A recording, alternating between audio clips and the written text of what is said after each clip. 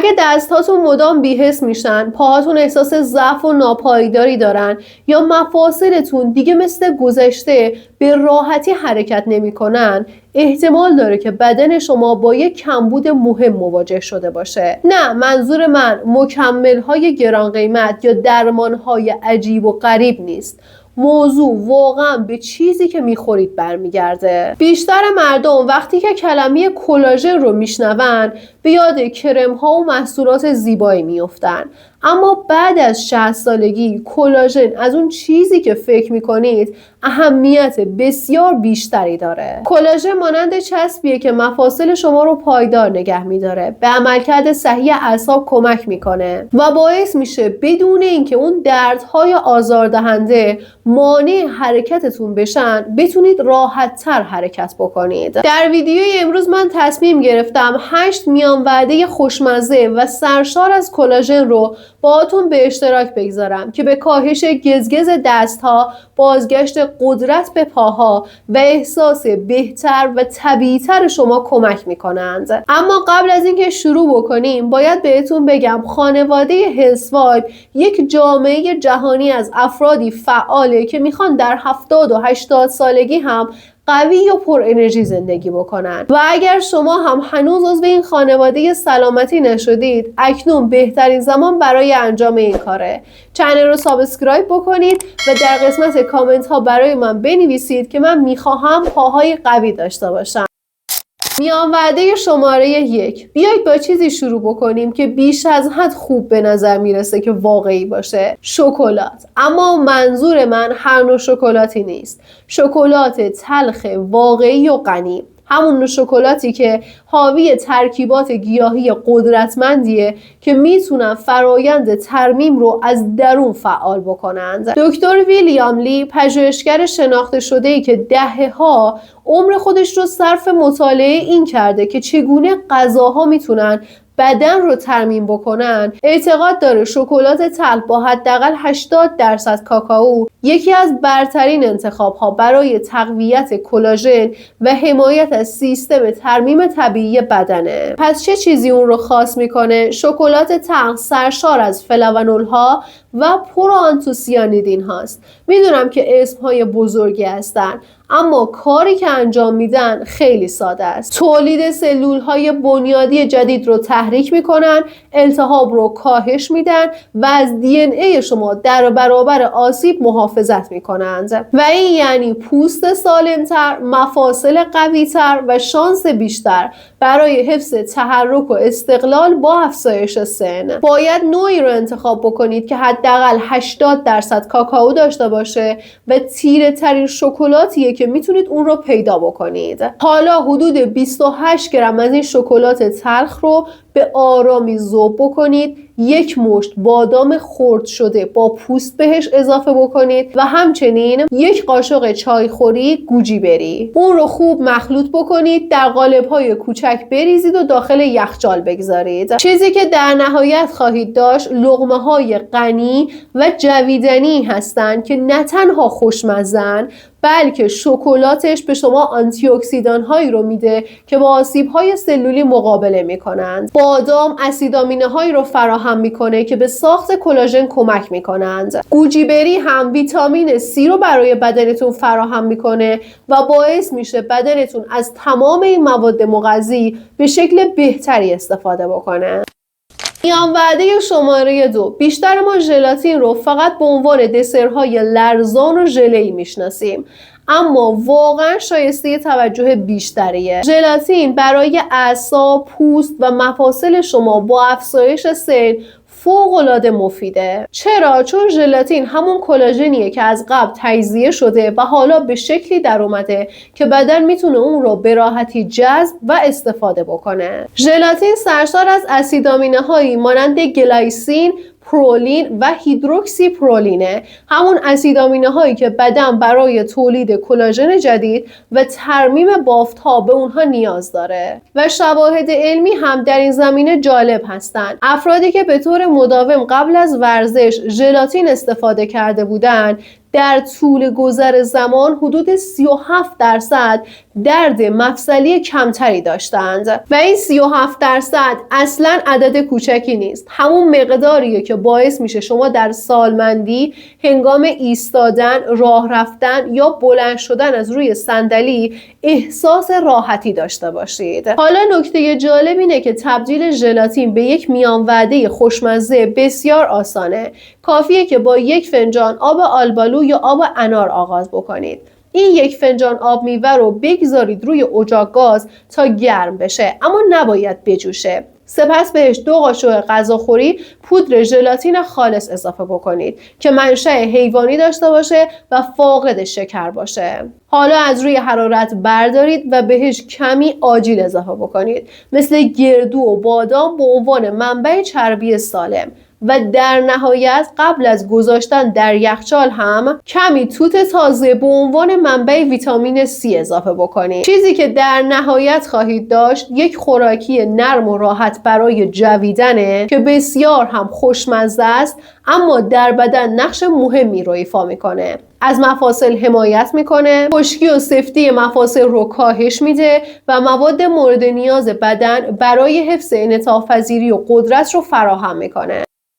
میان وعده شماره 3، آب قلم شاید فقط نوع دیگری از سوپ به نظر برسه، اما یکی از قدرتمندترین درمانهای طبیعیه که میتونید به بدن خودتون بدید، به خصوص اگر بالای 60 سال دارید و با گزگز دستها، خشکی مفاصل و پاهایی که کمتر ثبات دارند مواجهید. این آب گرم و آرامش بخش سرشار از کلاژن و همچنین اسید آمینه هایی مانند گلایسین و پرولین رو وارد بدن میکنه که نقش مهمی در بازسازی بافت‌های همبند، ترمیم غضروف‌ها و حتی کمک به عملکرد صحیح اعصاب دارند. وقتی که شما استخوان‌های مرغ رو برای چند ساعت به شکلی خاص میپزید، کلاژن‌های موجود در اون به شکلی تغییر میکنن که بدن میتونه حالا به راحتی اونها رو جذب و استفاده بکنه. خبر خوب اینه که برای تهیه این میان وعده نیاز به مواد خاصی ندارید. فقط کافیه که استخوان‌های باقی مانده مرغ بریان و یا حتی بال مرغ رو نگه دارید. اونها رو داخل قابلمه بریزید و بهش کرفس، هویج و پیاز به کمی سرکه سیب اضافه بکنید. اجازه بدید به آرامی و در طول 8 ساعت بپزند. وقتی که این زمان به پایان رسید، اون رو صاف بکنید، داخل ظرف‌های شیشه‌ای بریزید. بعد از سرد شدن شما یک ژل نرم خواهید داشت که همون تقویت کننده کلاژن خانگی شماست. هر بار مقداری از اون رو بردارید، گرم بکنید و بهش کمی جعفری و آب لیموی تازه اضافه بکنید و نوش جان کنید. حتی نصف فنجان از این آب قلم خانگی باعث میشه که مفاصل شما روانتر حرکت بکنن. احساس خشکی و صدای تقتقشون رو کاهش میده و بهتون کمک میکنه که به صورت روزانه راحت‌تر حرکت بکنید. میان وعده شماره 4، وقتی که صحبت از کلاژن میشه، بسیاری از مردم آگاه نیستن که ویتامین C در این هیته چقدر اهمیت داره. بدن شما بدون ویتامین C نمیتونه به ساخت کلاژن ادامه بده. به همین خاطر اضافه کردن روزانه طالبی به سبک زندگیتون میتونه تفاوت قابل توجهی رو رقم بزنه. به خصوص اگر بالای 60 سال هستید و با ضعف پاها یا ناپایداری مفاصل مواجهید. طالبی فقط یک میوه شیرین و خنک تابستانی نیست. این میوه سرشار از ویتامین C و فقط یک فنجان از اون میتونه 2/3 نیاز روزانه شما رو به ویتامین C برطرف بکنه. یک کاسه طالبی روزانه به حدی تولید کلاژن رو در بدن شما تحریک میکنه که میتونه احساس کشیدگی و درد رو در زانو، لگن و مفاصلتون کاهش بده. فقط کافیه که حدوداً 1 فنجان طالبی خرد شده رو آماده بکنید. حالا بهش آب لیمو ترش تازه اضافه بکنید. این هم طعمش رو بهتر میکنه و همین که آنتی اکسیدان های قدرتمندی رو در اختیار بدنتون قرار میده. کمی نعنا بهش اضافه بکنید کنید تا حس خنکیش بیشتر بشه و در نهایت هم مقداری پسته خرد شده روی اون بریزید. حدوداً 14 عدد پسته. این مواد در کنار هم به شکلی عمل میکنن که التهاب رو کاهش میدن، تولید کلاژن رو فعال میکنن و باعث میشن مفاصلتون روانتر حرکت بکنند. میان وعده شماره 5. گاهی قدرتمندترین چیزها همونهایی هستن که به سادگی از کنارشون میگذریم. گوجه فرنگی رو در نظر بگیرید، در همه آشپزخانه ها پیدا میشه، اما افراد کمی میدونن که تا چه اندازه میتونه در تولید و حفظ کلاژن موثر باشه. گوجه فرنگی سرشار از ویتامین C و یک آنتی اکسیدان قدرتمند به نام لیکوپنه.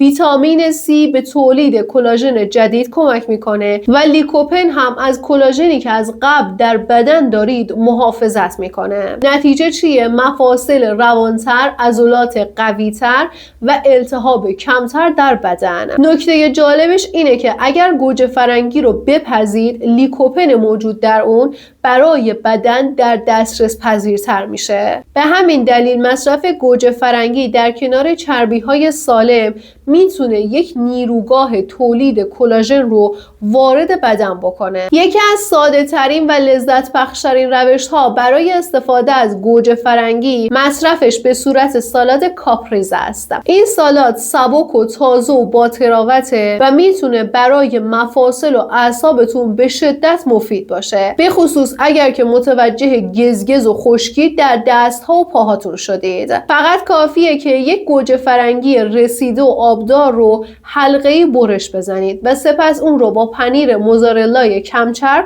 لایه لایه کنید. اگر ترجیح میدید که این گزینه بدون لبنیات باشه، میتونید از مکعب‌های آووکادو استفاده بکنید. حدود یک قاشق چایخوری روغن زیتون فرابک روش بریزید که به جذب بهتر آنتی اکسیدان‌هاش کمک میکنه و در نهایت چند برگ تازه ریحان اضافه بکنید که هضم غذا رو در بدن شما بهتر میکنه. اجازه بدید این مواد برای مدتی در کنار هم بمونن تا با یکدیگر ترکیب بشن. چیزی که خواهید داشت یک میان وعده‌ایه که انگار از یک کافه شیک اومده، اما در درون بدن شما مشغول انجام یک کار واقعی برای حمایت و ترمیم بافت هاست. میان وعده شماره 6. گوآوا شاید اولین میوه‌ای نباشه که برای تقویت کلاژن به ذهنتون برسه، اما باید از این به بعد اون رو در صدر لیستتون قرار بدید، به خصوص اگر از گزگز دستها، خشکی مفاصل یا ضعف پاها رنج میبرید. گوآوا یکی از غنی‌ترین منابع ویتامین C که میتونید پیدا بکنید. حدود 100 گرم از اون بیش از 200 میلی گرم ویتامین C داره، یعنی چندین برابر یک عدد پرتقال. و این موضوع واقعا اهمیت زیادی داره، چون ویتامین C فقط برای بدن شما مفید نیست، بلکه کاملا ضروریه و بدنتون بدون وجود اون اصلا نمیتونه کلاژن تولید بکنه. اگر به اندازه کافی ویتامین C دریافت نکنید، ممکنه که متوجه گزگز انگشتان دستتون، دردهای مبهم در زانو یا کاهش قدرت پاها بشید. اینها نشانه هایی از اینن که بدن شما به حمایت بیشتری نیاز داره و اینجاست که گوآوا وارد میدان میشه. وقتی که گوآوا رو با یک ماده غذایی سرشار از پروتئین مانند ماست یونانی ترکیب میکنید، هم مواد مغذی لازم برای تولید کلاژن رو در بدن فراهم میکنید و هم از طرفی سوخت لازم برای بازسازی و احساس قدرت بیشتر رو برای بدنتون فراهم میکنید. تهیه این ترکیب بسیار آسانه، فقط کافیه که کمی گوآوا رو خرد بکنید، با یک کاسه ماست یونانی ترکیب بکنید، بهش چند قطره آب لیموی تازه اضافه بکنید و در نهایت هم 2 عدد گردوی خرد شده رو بهش بیفزایید. نتیجه یک کاسه خنک، تازه و آسان هضمه که اسیدهای آمینه، آنتی اکسیدان ها و مواد مغذی سازگار با تولید کلاژن رو وارد بدن میکنه. هر قاشق از اون مانند یک بسته کوچک حمایتیه که برای بدن خودتون آماده کردید، نه فقط برای امروز بلکه برای سلامتی طولانی مدت.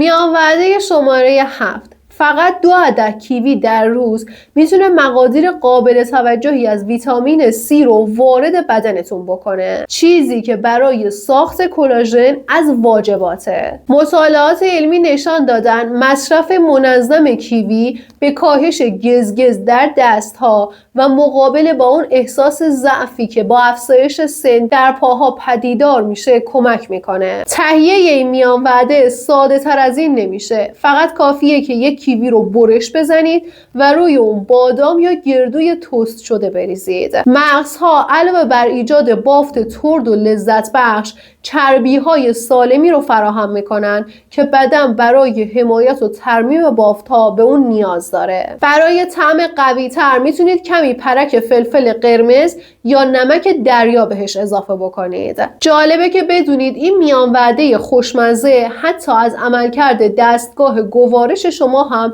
حمایت میکنه و یبوست رو به راحتی از بین میبره. میان وعده شماره 8. آناناس یک ویژگی منحصر به فرد داره که اون رو از بقیه متمایز میکنه و اون آنزیمی به نام بروملینه. نگران اسم پیچیده‌اش نباشید. کاری که واقعا در بدن انجام میده اینه: کمک به مقابله با التهاب در عمق بدن. و از اونجا که التهاب از دلایل اصلی خشکی و درد مفاصل و همچنین ضعف توده عضلانی پاها با افزایش سن، بروملین میتونه در این زمینه بسیار کمک کننده باشه. حالا وقتی ویتامین C موجود در آناناس رو به بروملینش اضافه میکنید، یک ترکیب قدرتمند در اختیار دارید که بدن کمک میکنه خودش رو سریعتر و موثرتر بازسازی و ترمیم بکنه. آماده سازی این میان وعده هم بسیار آسانه. فقط کافیه که شما چند تکه آناناس رو برش بزنید و بهش 1 عدد ماکادمیا یا 2 عدد بادام هندی ترد اضافه بکنید. سپس در نهایت 1 پینچ دارچین روش بپاشید و کمی نعنای تازه هم برای هضم بهتر این میان وعده بر روی اون قرار بدید. با این کار یک خوراکی خواهید داشت که هم خوشمزه است و هم از سلامت مفاصل و عضلاتتون حمایت میکنه. دوستان عزیز من، برای من در قسمت کامنت ها بنویسید که کدوم یک از این میان وعده ها براتون هیجان انگیزتر بودند و حتما کانال رو سابسکرایب بکنید و زنگوله نوتیفیکیشن ها رو فعال بکنید تا عضو خانواده ای باشید که به سمت نور و امید و آگاهی در حرکته. من فائزه روزگار هستم، مشاور و پژوهشگر سلامتی و براتون آرزوی صلح، رفاه، ثروت و سلامتی دارم.